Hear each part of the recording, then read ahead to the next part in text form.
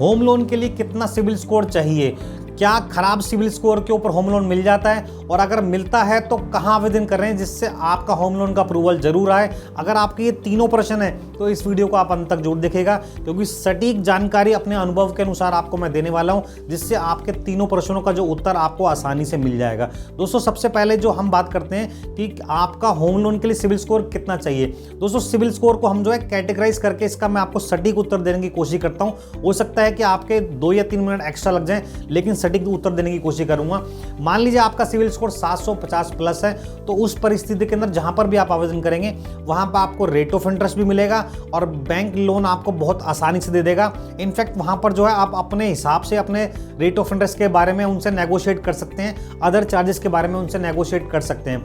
दोस्तों, अगर आपका सिबिल स्कोर जो है वो 750 से नीचे है और 700 के बीच में, तो उस परिस्थिति के अंदर आपका जो रेट ऑफ इंटरेस्ट है वो थोड़ा हाइक हो जाता है, जो अदर चार्जेस हैं वो थोड़े हाइक हो जाते हैं, लेकिन लोन आपको आराम से मिल जाता है, आसानी से मिल जाता है। लेकिन अगर आपका सिबिल स्कोर जो है वो 700 से भी नीचे और 650 के बीच में है, तो उस परिस्थिति के अंदर जहां पर भी आप आवेदन करेंगे वहां पर आपको सस्पेक्ट की नज़र से देखा जाएगा और आपके लोन के आवेदन के हर प्रोसेस को, हर डॉक्यूमेंट को बहुत ही बारीक से हर स्टेप को देखा जाएगा। उसके बाद आपको लोन का अप्रूवल मिलेगा। यहाँ तक कि थोड़ी सी आपको मशक्कत करनी पड़ेगी, पेशेंस रखना पड़ेगा। और अगर आपका सिबिल स्कोर 650 से नीचे है तो उस परिस्थिति के अंदर मैं ऐसा मानता हूं कि लोन होने के चांसेस आपके कम हैं।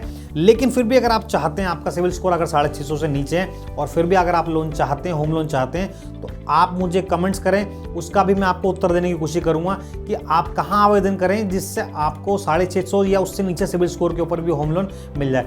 दूसरा आपका प्रश्न इस वीडियो के अंदर ये था कि आपका अगर खराब सिबिल स्कोर है तो उस परिस्थिति के अंदर क्या होम लोन मिल सकता है। दोस्तों, मैंने उत्तर आपको जैसे कि अभी शुरू में ही बता दिया कि खराब सिबिल स्कोर के ऊपर आपको मिल सकता है होम लोन, लेकिन वो केस टू केस डिपेंड रहेगा। यानी कि अगर आपका सिबिल स्कोर कम है, मैं मान के चलता हूँ 650 से भी कम है, तो उस परिस्थिति के अंदर डिपेंड करता है आपने कहाँ आवेदन किया है, डिपेंड करता है आपका प्रोफाइल क्या है। प्रोफाइल मतलब आप काम क्या करते हैं और आपकी इनकम कितनी है।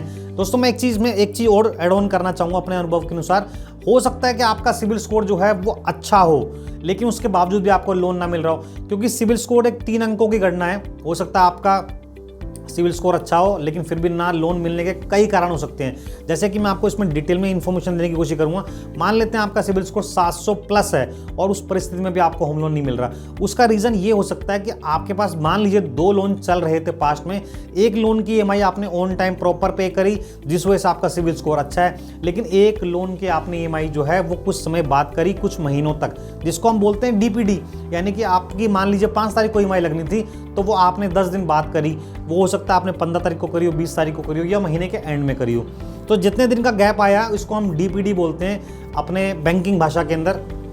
तो अगर आपके साथ भी अगर ऐसा हुआ है कि सिबिल स्कोर तो अच्छा है लेकिन DPD आ रखी है, तो इस वजह से भी आपको लोन मिलने के अंदर दिक्कत आती है, चाहे आपका सिबिल स्कोर सही क्यों ना हो। वो दिक्कत हो सकता है कि आपके कोई पास्ट में कोई मेडिकल इमरजेंसी आई हो, या हो सकता है आपका बिजनेस कुछ ऐसा हो जो सीजनल बिजनेस हो, जो एक सर्टेन टाइम के यहाँ पर आसपास आके आपका जो बिजनेस है उसकी सेल डिप होती है, तो वहाँ हो सकता है कि आपका जो है आप EMI ऑन टाइम ना पे कर पाए हो।